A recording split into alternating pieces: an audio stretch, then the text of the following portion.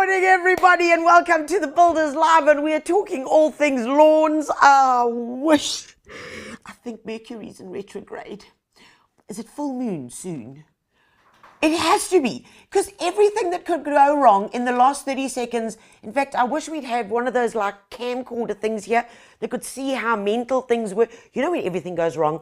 Like the computer won't talk to that thing, and that thing won't talk to this thing, and this thing's gone on a 7-week vacation.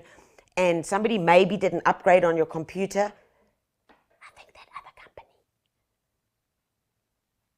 up there in the sky. Anyway, so something happened. This thing wasn't talking to that. So my nerves. Anyway, I'm just having a sip of coffee, but welcome everybody. It's really good to have you here. Woo. I always think I knew. You know when you start laughing uncontrollably because it's just been such a... Oh, I think I need a moment. Has anybody got some lavender I can sniff? Oh, my eyes are even watering. And I'm working on a computer that I don't work on. So hallelujah.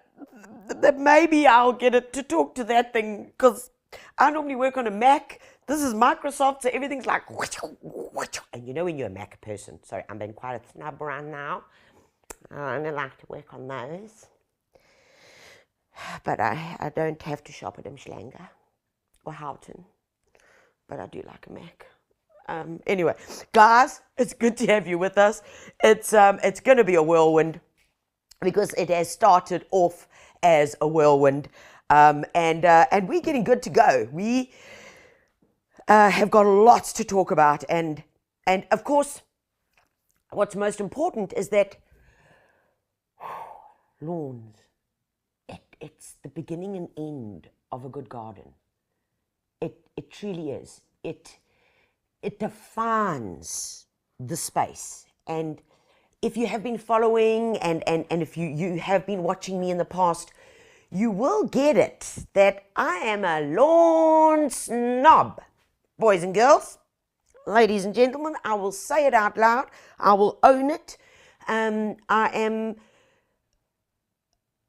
probably need medication for this thing that I have, because I have deep conversations, we call them DMCs, deep meaningful conversations with fellow gardeners about lawns, and mine is never perfect. But then they say that a gardener never does reach the ultimate of perfection. And I guess that's probably right, because if I don't reach perfection, or if I do reach it, I will then never continue. So that's my lifelong desire. But my lawn. I have ripped it out about 3 times. I physically killed it. I did. I went with some non-selective herbicide on purpose. Trust me, I was there. I was in the moment. This wasn't my alter ego taking over. And I did. I killed the lawn because I didn't like the mix that was coming in. And that's what happens. So we all have our little twitches, and mine is the lawn. So I'm very excited to share with you today what I've learned, some hints, tips and tricks, and how we can wake it up. You know, I was in Joburg yesterday, guys, and I was in George the week before. Joburg, whoa, guys, it's dry, it's dusty. It's like my white tackies turned out looking like brown, dusty. There were layers of dust. It's dry. We're all waiting for the spring rains. So we got to get prepared. And to get prepared, I'm going to share everything that you're going to need and how to get there. George onwards, boy, water table is like over your ears. Guys, you've had so much rain, so much water, which I'm delighted about. Yes, I know there has been damage, but what it does mean is that your dams are full, and it's going to be okay for the summer, because that always is the worry. But before we get into all of those things, I want to say good morning to everybody that is here. Vaneshri, good morning from Durban. Linda Brand. You wannabe gardener from Kleinmond. Ach nee, wannabe gardeners is a good thing. Wannabe gardener, I can be a gardener. That's a better way. I can. Yes, because everybody can. Everybody can. Good to have you with us. Good to have you with us. Carol, good morning. This is also Carol. Carol is also from Kleinmond. Hey, Carol and Linda, do you guys know each other? I keep missing your live shows due to load shedding. But you know what, Carol? You can always go back because remember, this lives on Facebook and YouTube. So you can go onto Builders YouTube and you can go onto the Builders Facebook and then just like scroll in reverse. We normally just go down, but go the other way, reverse, and then you'll find it and then you can rewatch it. Yeah, so it does still stay there. Suzanne Governor, good morning from Verulam. Thelma, good morning, good morning, good morning. Lisa, good morning from a dusty Centurion. I hear you, baby, I hear you. One dust bowl, but spring is in the air. Monica, good morning from Queenstown. I like Queenstown. Herman, goeiemorgen from Pringle Bay. Good morning, good morning, good morning. Ty, is I crazy that I'm watching this live and I don't have a lawn? I guess for the future when I do have one face. Oh, Ta, God bless you, because you know what, you're learning, and you know what, Ta, I'm going to tell you a secret. Now, when you go for a braai, for a chop and dop at your friend's house, and their lawn is really looking like, you know what you can do? You can give some very sage advice, because you will know it all. You'll have most of the hints and tips by the end of this. So, Ta, hang in with me. Come on, I'm going to make you a rock star. And you might even get to be put in charge of the braai. Pat, good morning, guys. You are all here. You all say good morning, and it's really good to have you here. And Lisa Goos, we've also got you here from Herald's Bay. And Indira, good morning from Port Elizabeth. Amelia, good morning, and we've got Krista here as well from Namibia. Good morning, guys. Okay, let's kick into it, and to just get your taste buds salivating. You know when you eat a sourworm? Okay, I'm a sourworm eater. Right, I love sourworms. Sourworms mixed with chocolate. I know. Try it. It's like peanut butter and jam. It's like peanut butter and, what was I told the other day? Oh, I eat peanut butter and Bovril. Anyway, that's another whole story. But to get things going and to allow our minds to wander, because that is how gardening really does resonate, and start digging into that creativity which is inside of every single one of you. We have been so programmed to have house, lawn, the square, the same. So today I want to just push your envelope, just like step you over the edge. I'm not going to push you over the edge. Well, you know, your husband or your wife might, because they'll say, that's really nice, darling. Can we have that? Oh, then we're all in trouble. But that is what we need to do. We need to create the dream, have it in our heads, and find a way to get there in bite-sized chunks. Okay, alrighty. So to get you going, first I'm going to show you some like amazing stuff. If I can find it on this thing. Oh yes, there it is. Okay, now how do I do that? Oh, not quite like that. Bear with me. When I'm going here. Okay, maybe do I double click? No, what am I doing? See, I'm on this thing. Oh my word. This is going to be very interesting. So maybe do I right click? Do you know what? I'm going to have to call in some backup here, because I actually have no idea how to make this thing come up. So let's call on one of our technicians, Megs. Please just come into or Isolde, come on, they're dressed for the occasion. Yes, Mace. Apparently I'm going to be talking to you, and I have no idea how to get that PowerPoint up there, but somebody's going to come and push some buttons. As I told you, I'm really bad at this. It's on the bottom right-hand side of the screen. In the meantime, I'm just going to have a sip of coffee, but I'm going to tell you the following, that there are many, many different types of lawns and many different ways that we need to tend to them. But what we are going to do right now, before I get onto that, look, and magic appeared. Right, slideshow. Start. Are we on? Praise the big guy upstairs. Okay, we are there. Hallelujah. Right, so take a look at the slide, guys. Who doesn't want that garden? Come on. It's not only the lawn that I want that garden. But most importantly, I want to tell you about a few things to pay attention to when you are looking at this. Look at the shape of the lawn. Look at the shape. It's almost in the shape of an eye. Look at the way that they've mowed it. And this is one thing I want to stress on, is your mowing direction.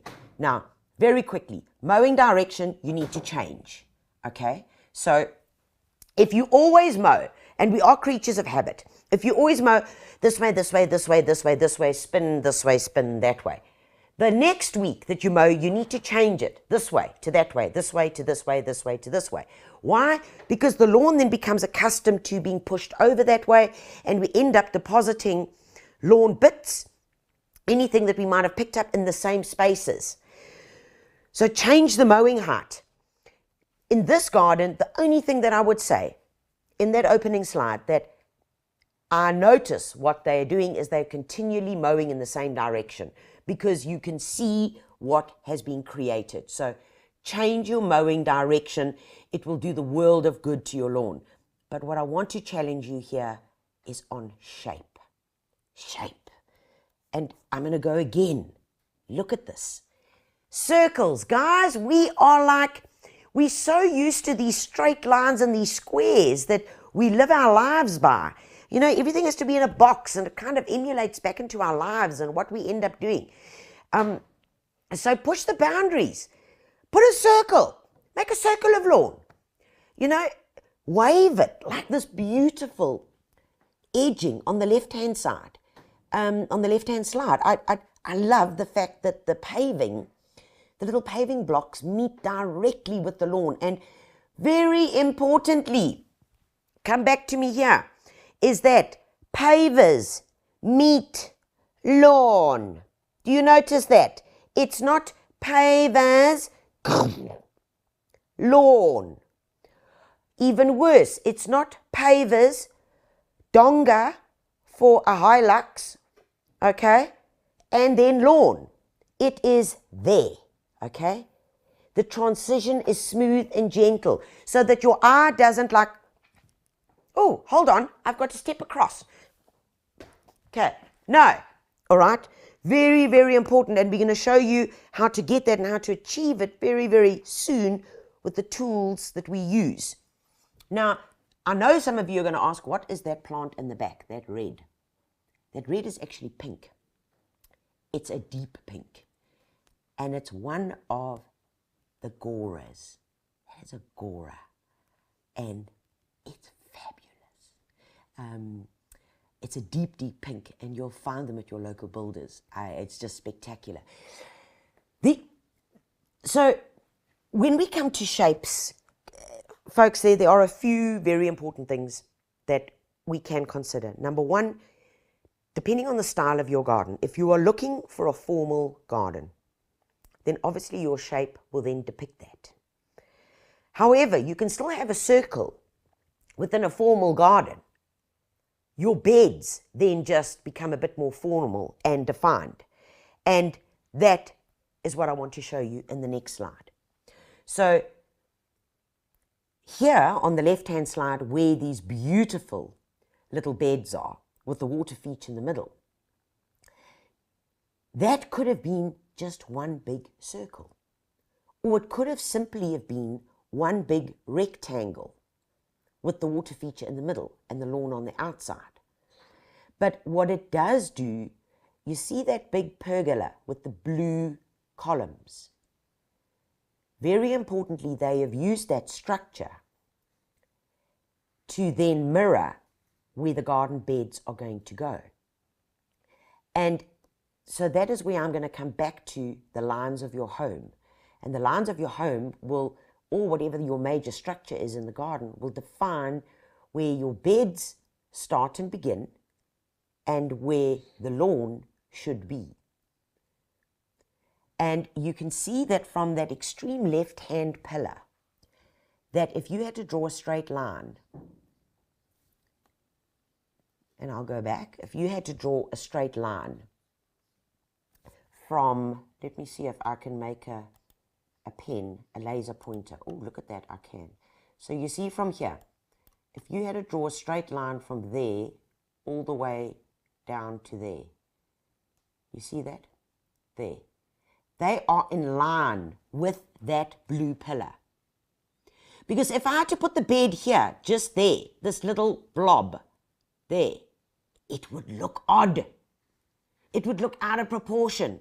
So that's why I'm saying use the lines of your structure as where you are going to define your beds and where bed and lawns begin and finish. Now, I have this saying where I talk about silly bits of lawn. And I am going to use the same slide, the same image that we're looking at to talk about silly bits of lawn. Now, in my opinion, as beautiful as this is, with this lovely column that really announces and sends us into this section of the garden, look at the back here. There's a silly little bit of lawn. Now, vrachtig, who's going to go and cut that? On their hands and knees, squeezing into this little space with what, I don't know. So silly bits of lawn, we all have those. You know, it's where you've got to take the lawnmower, you've got to carry it, you've got to move it, you've got to put it down, you've got to pull the cord 3 kilometers. If it's an electric lawnmower, by the time you've done that, you're like so over it, you've actually dropped the lawnmower on your foot. So get rid of silly bits of lawn. So if it's narrow, if it's like behind that column, if it's in a space where nothing grows and you fight with it and you fight with it, get rid of it. And I'm going to use this example. A beautiful geranium. Hi, everybody loves a malva, ne? And we all buy malva. But then the malva, if you live in the subtropical areas, KwaZulu-Natal, Mpumalanga, parts of the coastal areas, during the summer months, it gets a fungal disease. It does. It's too humid. The malvas, they don't like it. So then we go around to builders and we say we're looking for a fungicide. So then we buy a fungicide. Anyway, then we spray that on. We get rid of that. Next thing, there are the chochos, or there's a virum, and the virum's eating it. By the time we have spent all the money on the chuteris to buy, to fix it, you could have bought another 30 malvas. Or an alternative. And that's the message. By the time you have fought with that silly bit of lawn, that silly, irritating, twitchy bit of lawn, and fertilized it, and sprayed it, and tried this, and tried that, and tried that, you could have done that section up or planted it up with something beautiful that would cope in those conditions. And 9 times out of 10, it's where the dogs run. Nah. And you cannot change that because that is their path, where the dogs run, or on the eaves, under the eaves of a home where it doesn't get moisture, the soil is poor, sun in summer, lots of shade in winter, and you're going to battle. So make a decision that is the most practical and easiest for us to manage. The garden on the right is our garden, and this was initially what the garden layout was. And you can see lots of little going in there, lots of little. And what I've done now, because this was really a pain to mow. It seriously was. What we've done now is it goes like that, and it goes like that, and like that. So we've got longer lines to work with, easier to maintain. Okay, so those are just the things that we need to bear in mind. Edging is so important. And folks, when it comes to edging, yes, I know it's an investment, but it's an investment that is going to save you so much time, effort, energy, and frustration. The slide on the right is truly a beautiful garden. And what we did here, and this was a very challenging installation, was because the line, you see this line? This line is not square with that line because the property shape was very weird. So in order to create the illusion that there is actually a rectangular lawn, the house is over here somewhere at the back. So this line runs parallel to the house. So take the major structure and run your line of your lawn off your major structure, not off this retaining wall here. But here, the edging is beautiful cobble. Simple, simple cobble. And exactly the same one on your right hand, on the left hand side. But come along with me here, because this is the cobble that we can buy at our local builders. And guys, all different colors, shapes, and I did dig out a bit of lawn. Thankfully, I'd actually just put this lawn down a few weeks ago, so it was quite easy to dig out. But in terms of laying your cobble, that is what you would do. Now, you don't need a builder to do this for you guys. You can do it yourselves. Seriously, all you've got to do, where's your line? Where do you want it? Okay. You are going to dig a very shallow, it doesn't need to be deep at all, double the depth of this. Okay. That is going to be your little foundation that you've dug. Okay. And double the width. So you're going to dig a furrow like that. Okay. And that deep. Does that make sense? There. So that's your depth. Okay. And that's your width. You're going to dig your foundation, right? There it is there now. And all you're going to do is you're going to mix river sand and cement. You don't need stone, guys, because you're not going to be building on top of this, okay? Sand and cement. Mix that up till it's like a good thick Greek yogurt. Slap that in to your furrow that you've dug. Slap it in, and then while it's still a little bit damp, you're going to take your little brick, your little cobble edging, and you're going to just pop them in, and the next one, and you don't even need to worry about grouting because you butt them up against each other. And you're going to use your spirit level to make sure that they are level and adjust your levels as you're going along. A rubber mallet to give it a bang and a knock to get it into place. And guys, well, the final thing that you can do is take a little trowel and you can just bring up a bit of your mixture on the edges so that it is held nice and tight. But you will find that as you're putting your little cobble in and you give him a little tap, tap, tap with the mallet, that he actually like sucks into it and holds. Now, what is important here is that you decide on your level. Because, folks, if this was your lawn, where do you want your cobble to sit? You want it there. That's where you want your cobble to sit. So this is new lawn, okay? So if I had to say, right, new lawn, it's still looking like a bad hair day because it hasn't settled in yet. But my ultimate mowing height is probably going to be there. That's where you want your cobble to sit. Not there, because then you're going to have a donga. Not down there, because then you're going to have a bad edge. Because then your lawn is going to be higher than your cobble. Does that make sense?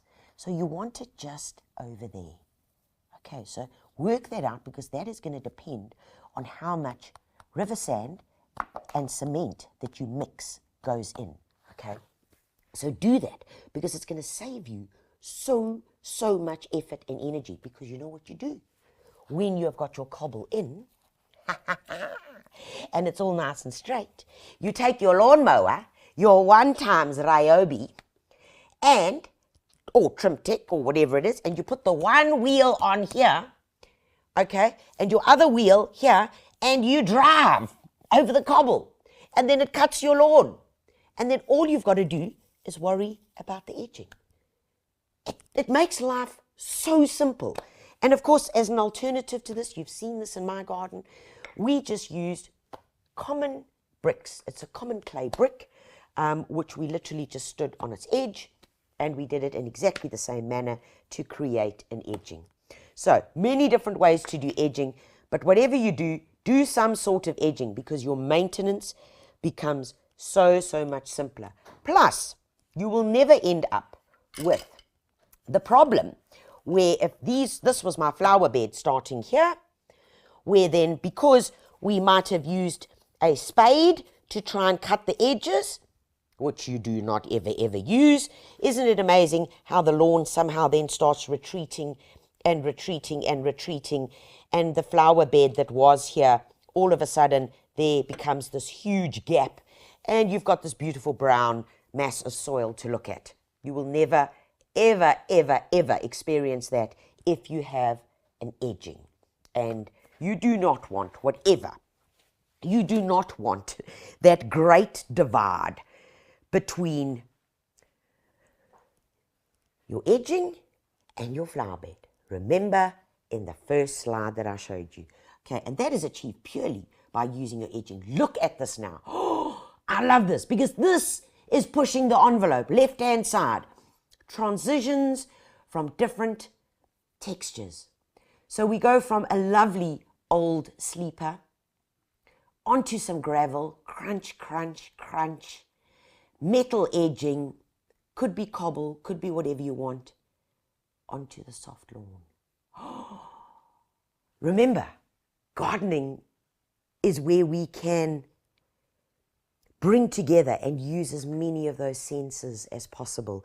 And I can just feel that crunch. I can feel that crunch underfoot, and then I can feel the gentleness onto the lawn. And I'm sure that you can too. On the right, remember, also have a look at this. We talk about layers, that it doesn't have to only be cobble. The edging here is actually large pavers. And in a large garden where you are wanting to create more depth and bring that garden, the end of the garden, closer to you, you do that by playing with textures. And here, a square paver with mondo, and then a little clipped hedge behind it. Nice, simple, easy to maintain. And this, I really love this. Look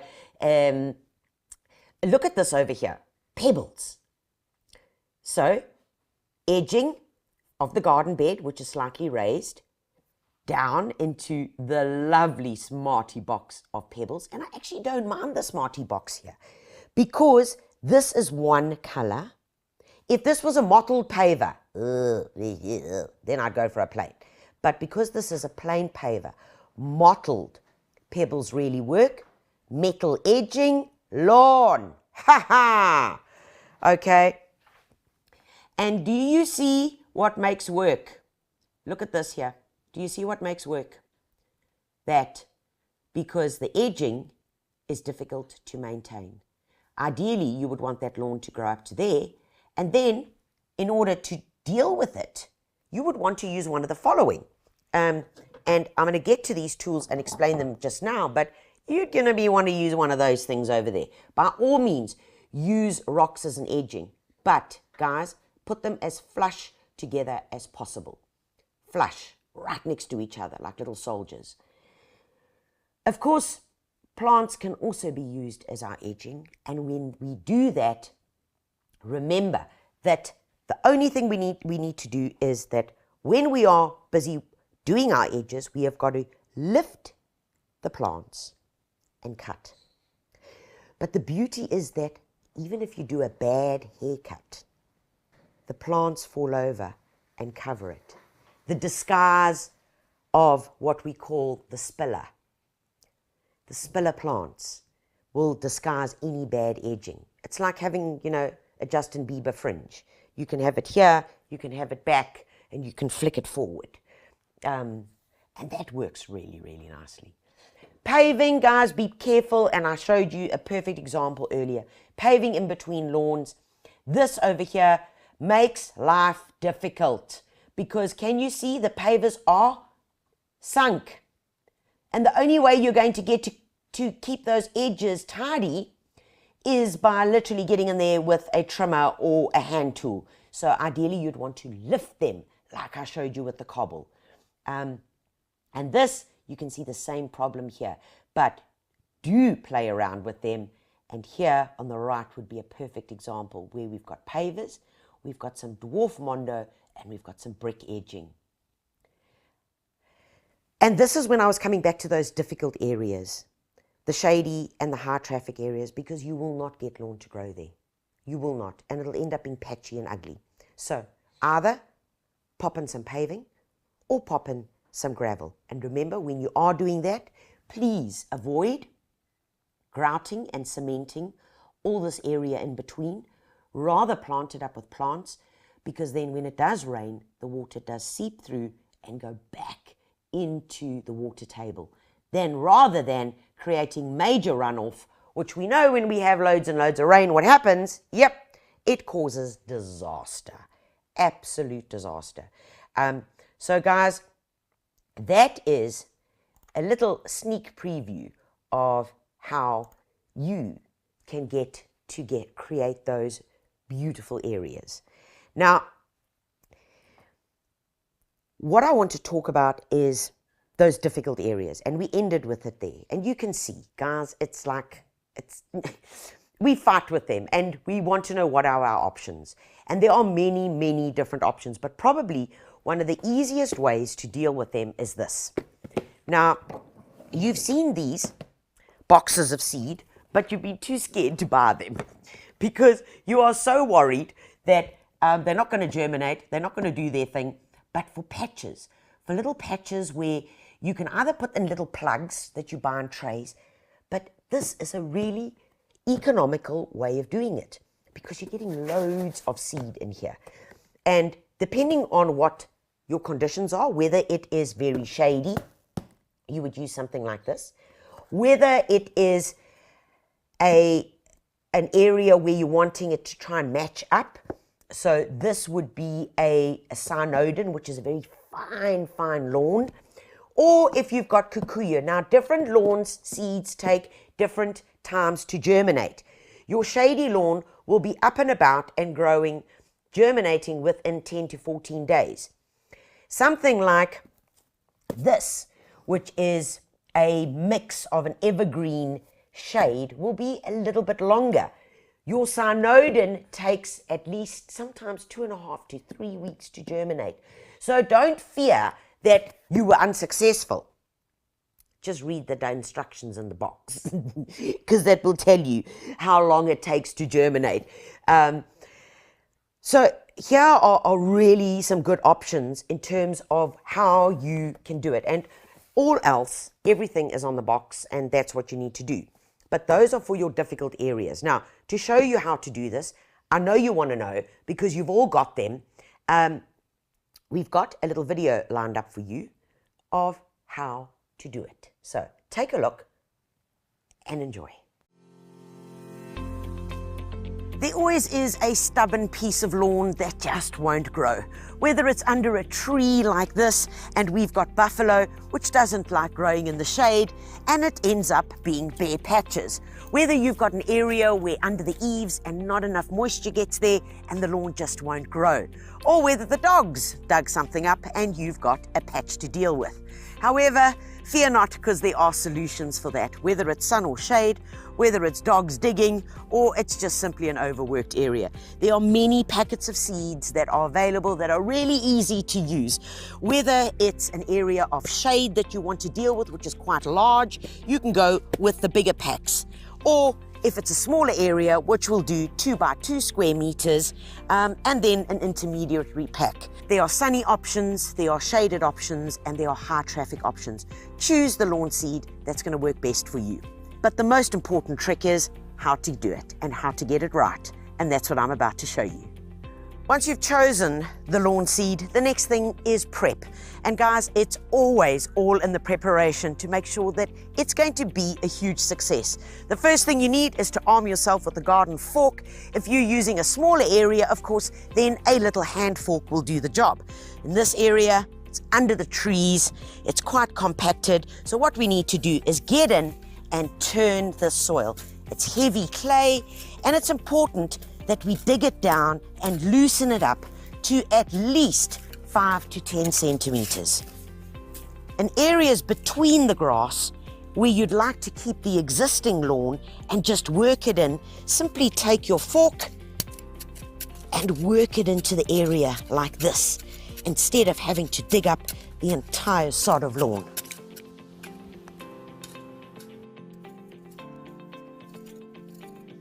Once you've turned the area over, and especially this soil is very heavily compacted, take your hands and just break it up. Try and break up as many of these compacted clods of soil, as we call them, as possible, because this is going to make the job in the next few minutes a whole lot easier. Once that's done, the next step is to add a liberal amount of compost into the soil for good preparation.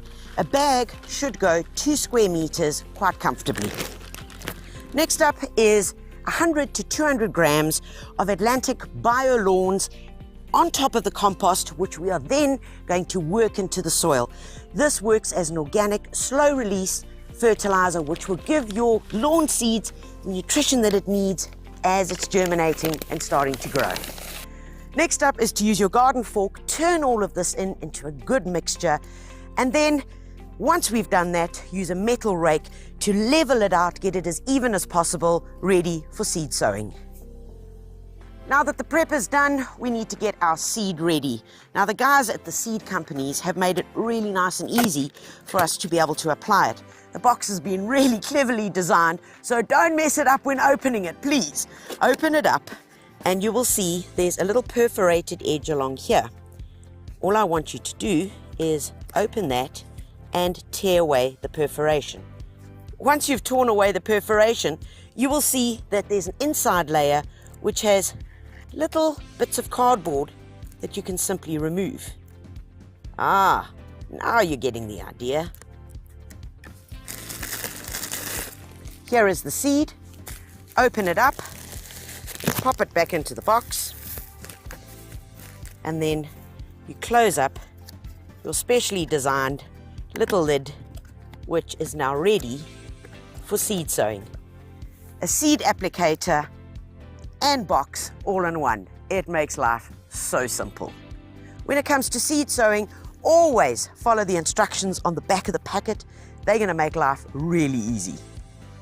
As you're applying the lawn seed, shake your dispenser gently and the seed will simply fall through the little perforations. The lip will work as a guide, sending your lawn seed onto your newly prepared area.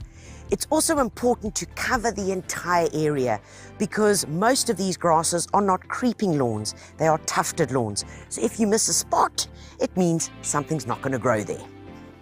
Once the seed is sown, using the same metal rake, lightly rake over the seed just to cover it with a bit of soil. Now that the seed has been covered, ready to germinate, final step is just to give it a light tapping, and you can use the back of a spade for this. Some folks have got rollers, but highly unlikely. Just a light tapping just gets the seed nicely in contact with the soil, and that's going to really aid germination. Now that we're done with that, folks, all it needs is a really good watering. Keep it watered and wet every day until germination. So that's a very light watering for the first 10 to 14 days. Thereafter, follow the instructions on the back of the packet to your required mowing height, because this is a tufted, tall-growing lawn. Well, folks, that's the way to deal with patches on the lawn, whether your lawn is this big or that big. Remember, everything I've used today is available at your local builders, either in-store or online. Visit the blog to find more how-tos just like this and some great articles. Get to Builders and get it done.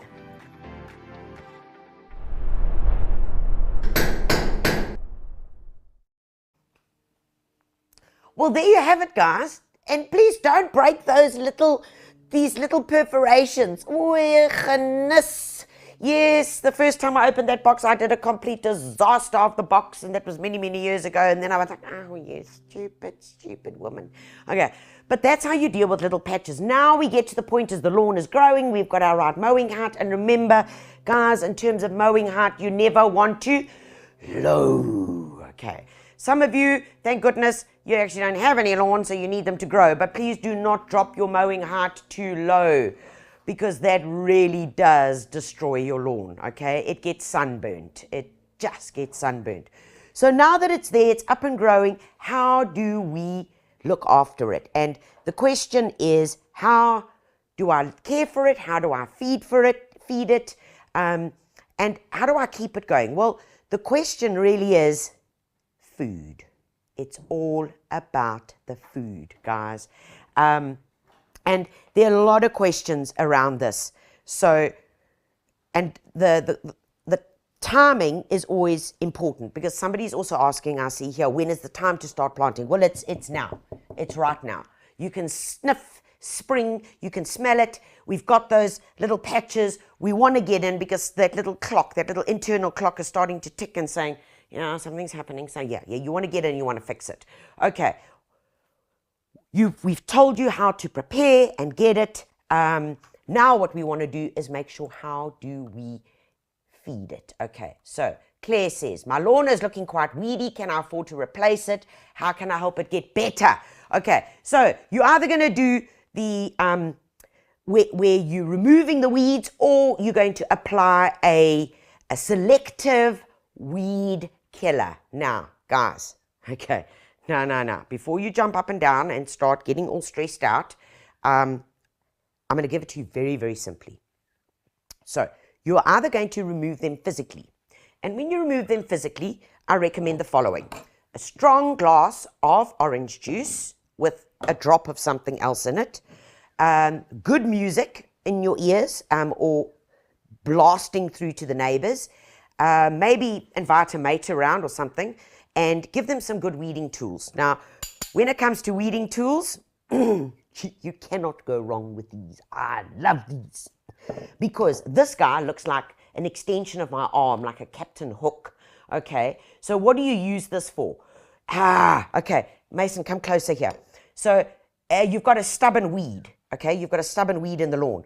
All you do is you take this hook here and you just like in, and you just literally remove the whole thing. This edge over here, you can use if you've got some paving and you want to just get in between and clean it. You can use it this way. You can scrape.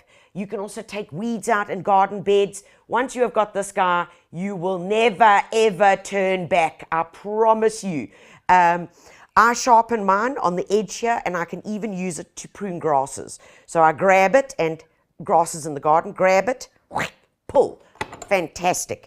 The next thing is this guy, and this is a perfect weeding tool in the lawn. Why? Because I want to show you. Let's pretend that this guy was in the garden. Yeah, okay, in the lawn, more importantly.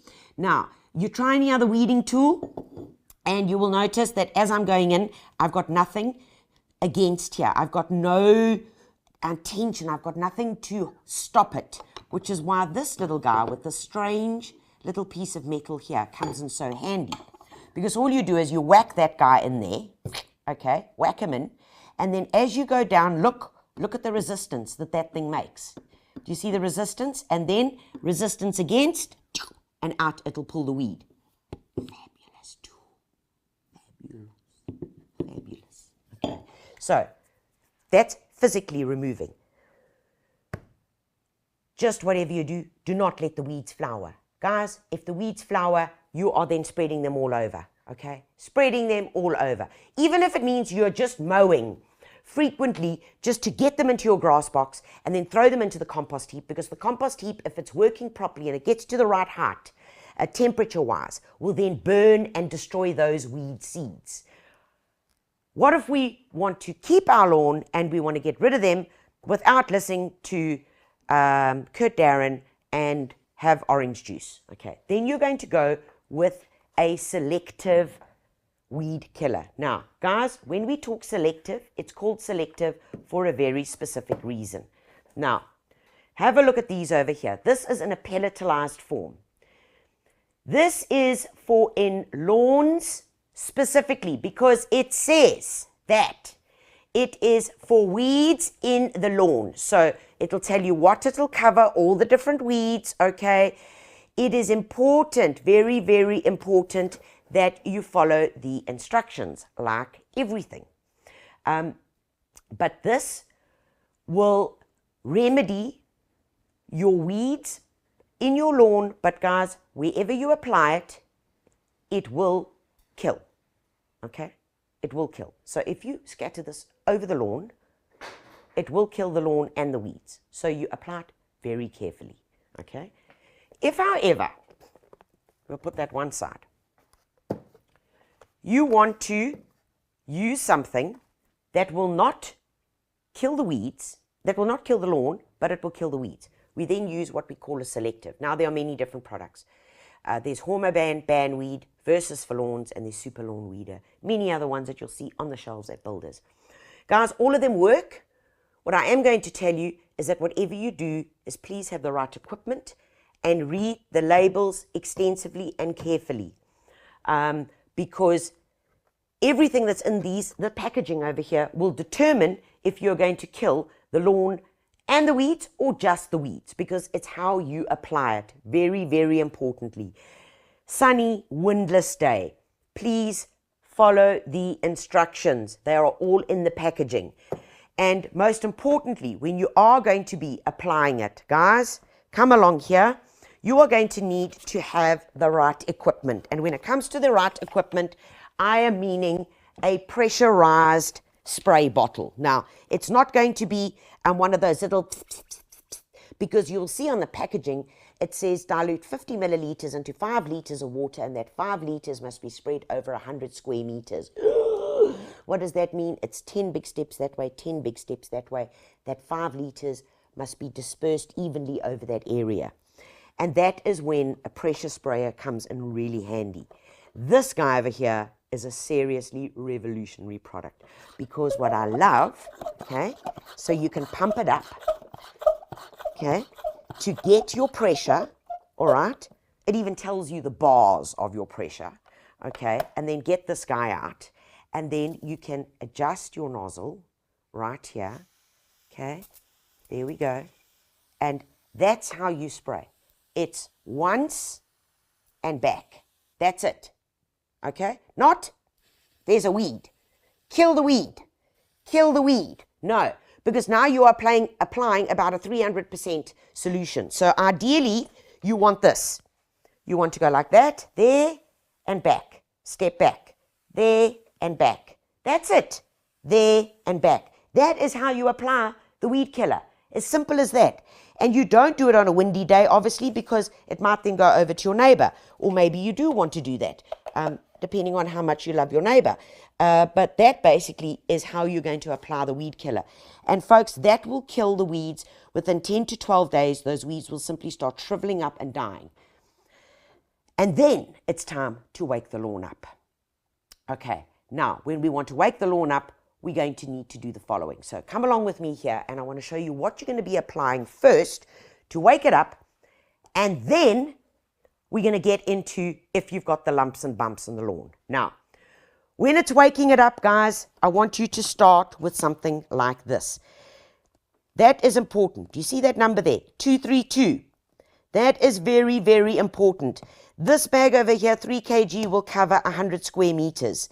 232 is waking up the roots, getting that good and strong, not a high number of greening, right? An organic alternative would be using this, Bioorganic for Lawns, which is in a powder form, all right? Also going to wake it up, it's slow release, and it's going to make sure that you get the base right, okay? So we want to get the roots, wake up the roots, get that feeding going, and get the lawn like, it's almost like a clump, all right? So you're going to put that down. Now come back to this side over here, because once you have put that down, if you have got lumps and bumps in the lawn, guys, this is the time when you are going to want to apply a lawn dressing, Okay, only if you've got lumps and bumps. Your lawn does not need a lawn dressing every year. It really doesn't. But if you've got lumps and bumps, like this new lawn that I've applied, that I dug up, that I did actually lay a few weeks ago, you're going to want to kind of fix it up. And you'll see it's still very high. And I've done that for a purpose because it's still trying to get its roots established. Okay, so we don't want to mow it too low. But what we do want to do is fix these dongas. And the biggest mistake that we make when we're applying lawn dressing, and by the way, when you buy lawn dressing, you're only buying it in a packet, in a bag that says lawn dressing. You are not going to dig some lawn out from the bottom, some soil out from the bottom of the garden.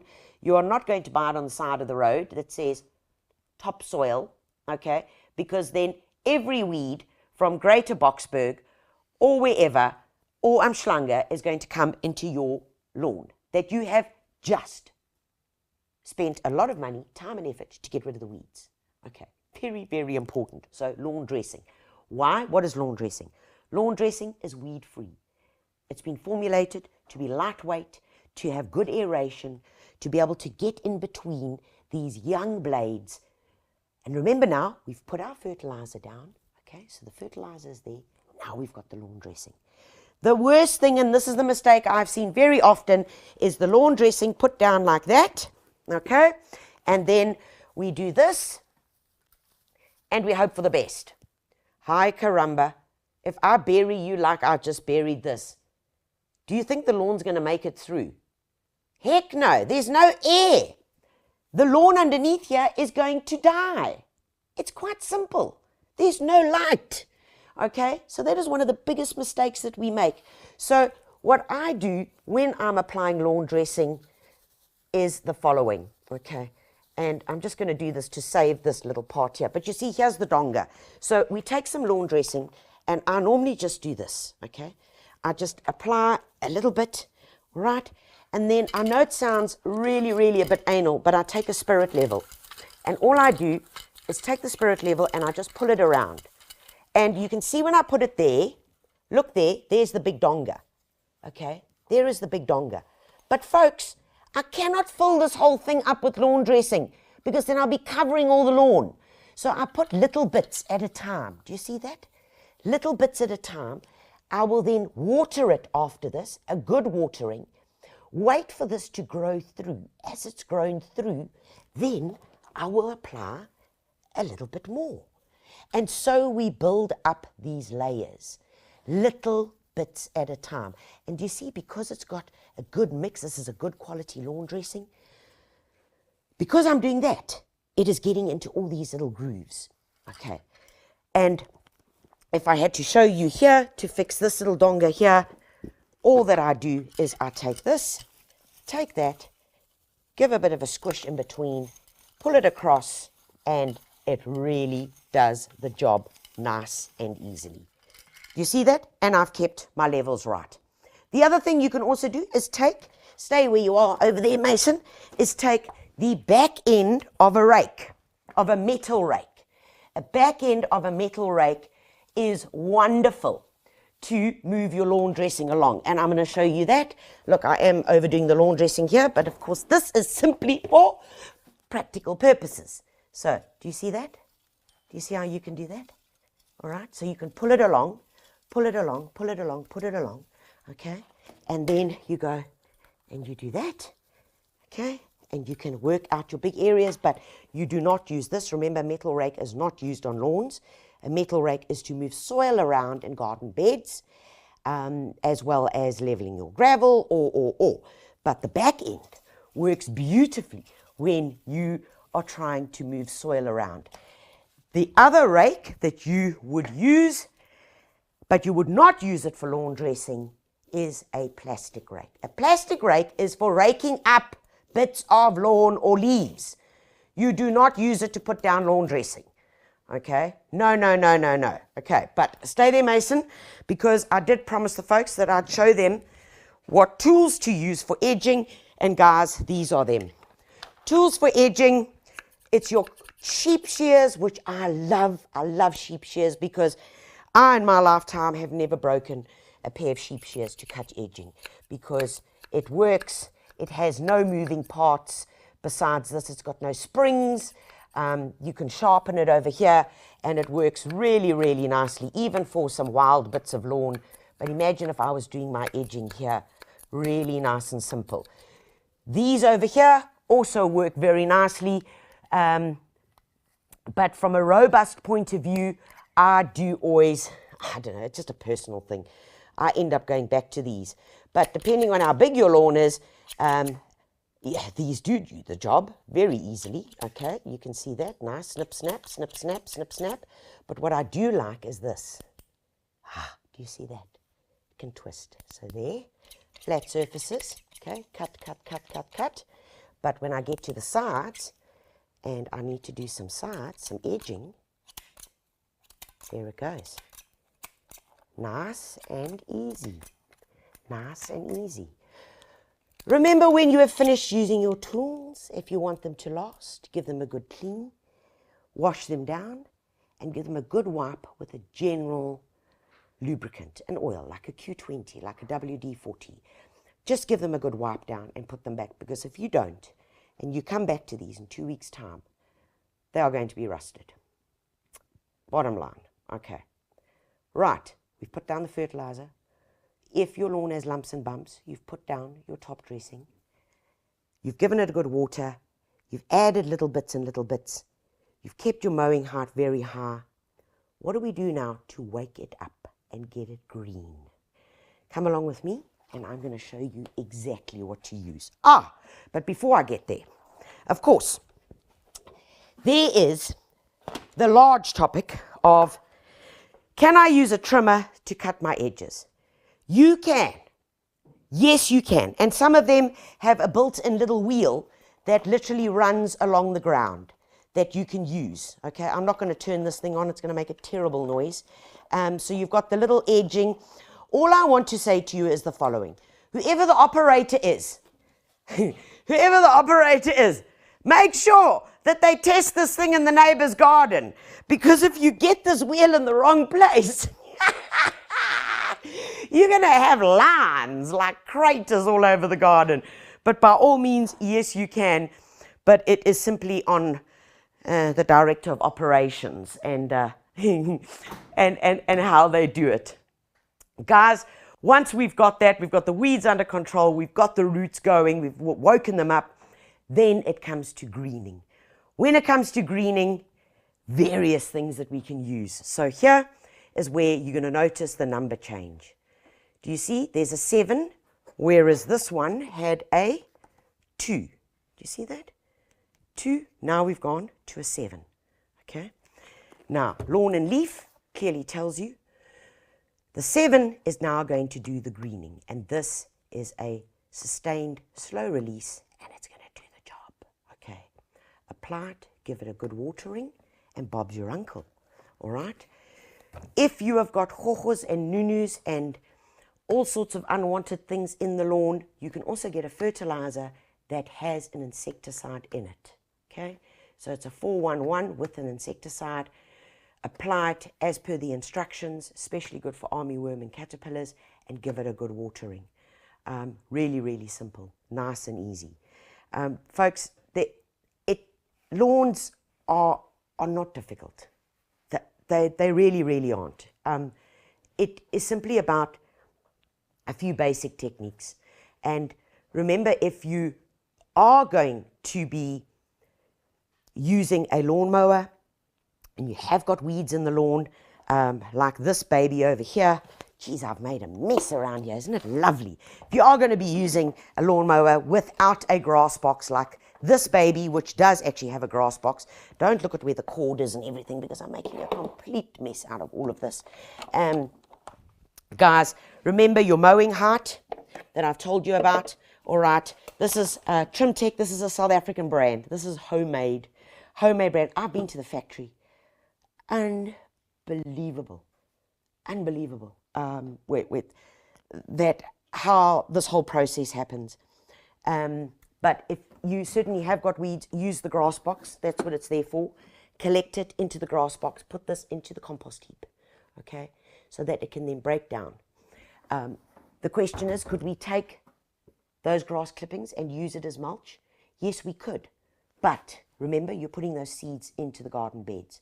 So what I would do, if you haven't got a compost heap that's working efficiently, is I would take that and I would lie it out in the hot baking sun, your green grass clippings, and let it burn. Let it burn till it gets really dry. Then you can take that and use it as a mulch. And now, if you had to buy one of these guys, and you know, I know lawnmowers are kind of like a grudge buy. I get it. I get it. But spring is the time when we need them, especially if you go to your lawnmower and you see that it's held together by pieces of wire and a wheel is actually missing because you haven't used it for so many months. Well, let me give you a bit of a heads up. You can buy this guy, this electric trim tech, this guy, plus that awesome little combo thing, that little trimmer that I showed you. Oh, and don't forget the cord. How many of you have bought the how many of you have bought the trimmer and got home and realized you needed the cord? Okay, but anyway, the cord, the trimmer, which can get used as a normal trimmer, and the lawnmower with a grass box, you can get at Builders at the moment for $4,899. Not bad at all. Not too shabby, as they say, Nige. Guys, so once again, it's all about the tools of our trade. The tools of our trade and the knowledge that we need. Take what you need, use it. Use this opportunity now when we are fixing up to change garden beds. Go back to those images that I showed you and give it a whirl. Come on, move your envelope. Just give it a push. And remember, of course, if you're lacking some further inspiration, that you can always pick up the latest copy of The Gardener, Detainir, and of course, Grow to Eat magazine at your local Builders.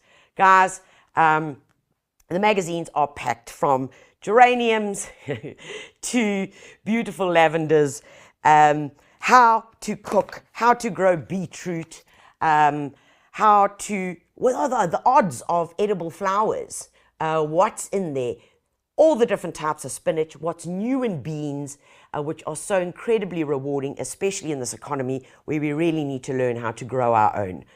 You'll be delighted and surprised at how much you can save. We also take a glance at some of the most amazing designs and winning exhibits from the Chelsea Flower Show, plus lavenders, moon planting, and of course, some great potted combinations. Guys, it's all in there. And remember, if I didn't get to your question personally here on the live today, that we will answer them a little bit later. And if there's anything else you're looking for in gardening or in a bit of a DIY or how to do something or how to fix it, remember to visit the Builders blog. Where do you find a blog? It's www.builders.co.za. And there you can go to blog, you can go to videos, you can go to the YouTube channel, guys, and you will find so much there that will keep you busy today, this spring, next spring, and for more days to come. Folks, thank you so much for your time. I know it's been a whirlwind. I do apologize about the little techno glitch. I'm way better in the garden. But it is spring. And the beauty and the positivity of the new season to come is all within us. Just let it out. God bless you all and happy gardening.